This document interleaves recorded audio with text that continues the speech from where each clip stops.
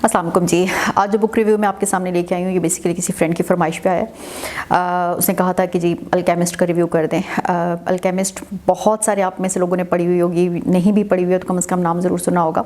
एक बहुत मशहूर किताब है पालो कोएल्हो की। 1947 में ये पैदा हुए थे और इन्होंने ब्राज़ीलियन हैं, ये ब्राज़ील में पैदा हुए और नावलिस्ट बनने से पहले he was a song writer और डायरेक्टर थे थिएटर्स के।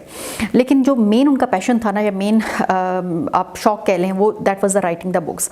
और उनकी राइटिंग जो आपको है सिंपल है लेकिन विजडम से भरी पड़ी है।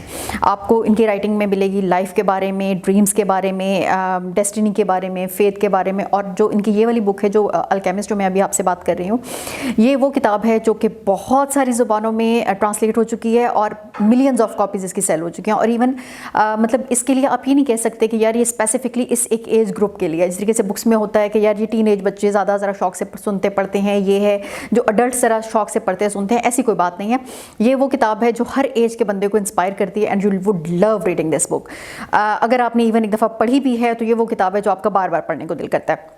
1988 में ये बुक पब्लिश हुई थी जी, अल्केमिस्ट। और it is the story about dreams, basically courage की, सेल्फ डिस्कवरी की। ये जो किताब है ना, सिंपल लैंग्वेज में, लेकिन आप बड़े डीप से मीनिंग है इसके अंदर, बड़ी मज़े की चीज़ें हैं जो कि आपको अपनी लाइफ के बारे में सोचने पे मजबूर कर देते हैं। ये हमें ये बताता है, ये बेसिकली स्टोरी है, रिवॉल्व कर रही है एक बंदे के गेट, एक शख्स के गेट जो कि बहुत सारा काम करता है अपने ड्रीम्स को अचीव करने के लिए, अपनी चीज़ों को हासिल करने के लिए जो उसके दिमाग में कहीं ना कहीं आ जाती हैं, और उसके लिए वो बहुत सारी मेहनत करता है, बहुत सारी कोशिश करता है। एक बड़ा मशहूर सेंटेंस है जो आप सब ने कहीं ना कहीं सुन रखा होगा कि जब आप कभी कोई चीज़ सोच लेते हैं, जब आप कोई चीज़ इरादा कर लेते हैं, तो जो पूरी यूनिवर्स है ना, वो आपको उस चीज़ तक ले जाने में मदद करती है। This sentence is from this book. ठीक है, ये जो स्टोरी है एक यंग शेपर्ड की है, सेंटियागो नाम है, और स्पेन में रहता है। उसे ट्रैवल करना पसंद है, अपनी बकरियों के साथ, अपनी भेड़ों के साथ वो घूमता फिरता रहता है और बड़ा इन्जॉय करता है। ठीक है, उसे मतलब ये चीज़ अच्छी लगती है।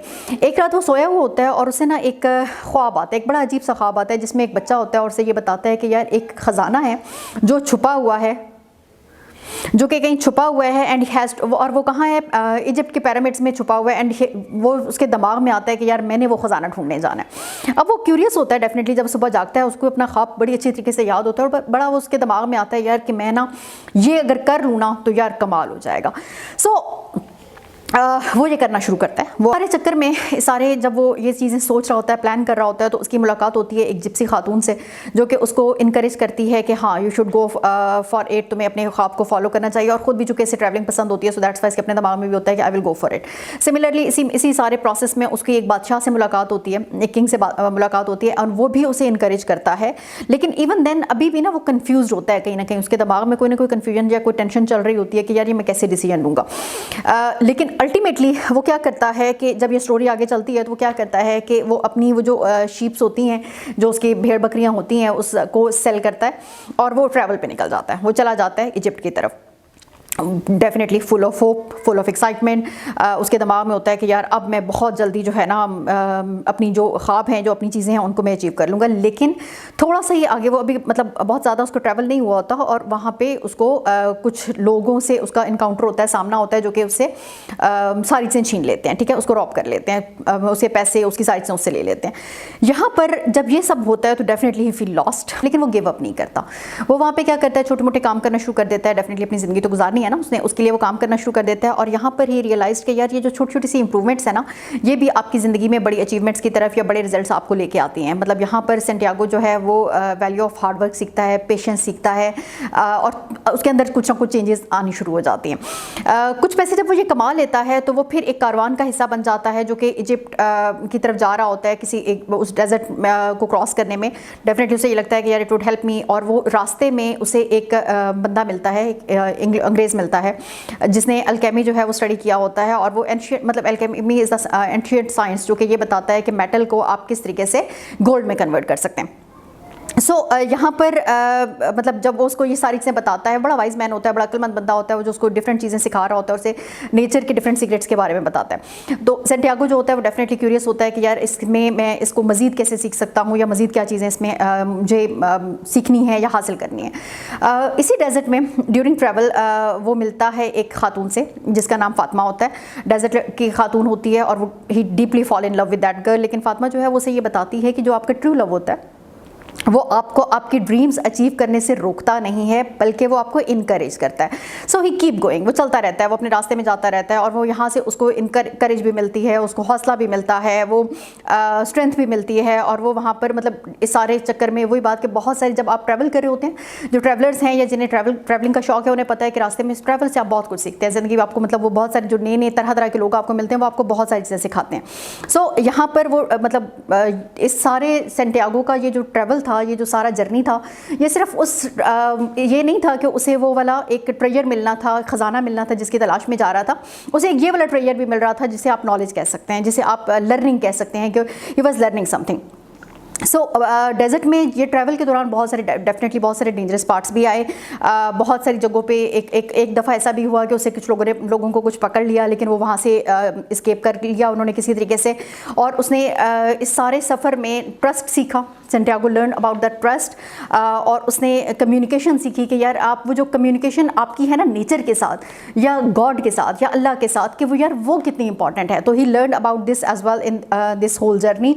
ही discovered that when a person truly follows their destiny, तो everything around them helps them to reach it। ये वही बात जो मैंने भी आपको थोड़ी देर पहले की कि यार this is one of the sentence जो कि आप अल्केमिस्ट के बारे में हर बंदे को जो जिसने पढ़ी लिखी है वो ज़रूर आपको कहता है, या आप अक्सर सुनते हैं कि यार जब आप एक दफ़ा नियत कर लेते हैं, आप इरादा कर लेते हैं, तो आपके इर्द गिर्द की नेचर की हर चीज़ आपको उस चीज़ से मिलाने की कोशिश में आ जाती है, या ये समझ लें कि वो आपको उस तरफ लेके चलती है। सेंटियागो जब वहाँ पर पहुँचता है, डेफिनेटली ट्रैवल वहाँ करते करते वहाँ पे पहुँच जाता है, इजिप्ट पहुँच जाता है, और वो उस जगह को जो उसे ख्वाब में कहीं ख्याल आता है, वो उसको वो कर रहा होता है, खोद रहा होता है, डिगिंग कर रहा होता है। तो वहाँ पर ना एक चोरों का, डाकुओं का एक और ग्रुप आ जाता है और उसे ना बड़ी बुरी तरह मारता है। और उन्हीं में से एक बंदा उसे कहता है कि यार मैं जब था ना, मुझे भी ख्वाब आया था एक ट्रेजर के बारे में, और वो ये था कि वो स्पेन में एक दरख्त के पास था, और मैं तो वहाँ उसके पीछे नहीं गया, तो तुम कहाँ आ गए हो। अच्छा, अब यहाँ पर ना उसे मतलब सेंटियागो को ये ख्याल आता है कि यार हाँ, ये तो एक्चुअल ट्रेजर तो वहाँ पे है जहाँ पर मुझे ख्वाब आया था स्पेन में।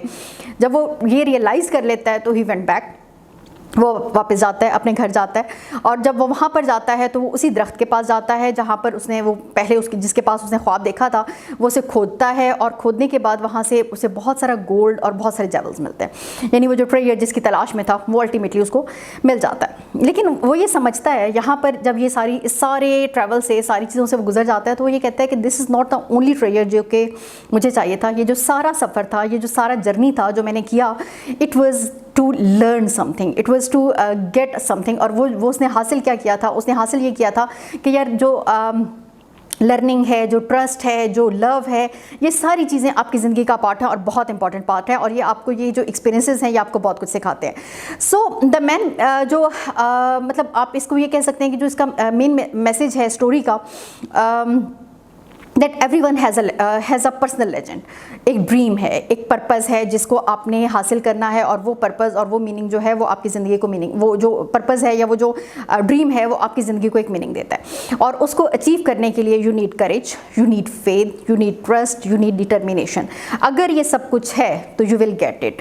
और एक और बात जो इस नॉवल को पढ़ने के बाद आपको पता चलती है कि यार वो जो रियल हैप्पीनेस है ना, जो ट्रू हैप्पीनेस है, वो उस वक्त आपको मिलती है when you listen to your heart. जब आप उसको सुनते हैं जो आपके अंदर चल रहा है, जो आपके अंदर है, आप उसको सुनते हैं और आप अल्लाह के प्लान्स के ऊपर ट्रस्ट करते हैं, तो you will get that happiness. Otherwise आप फिरते रहें दुनिया में।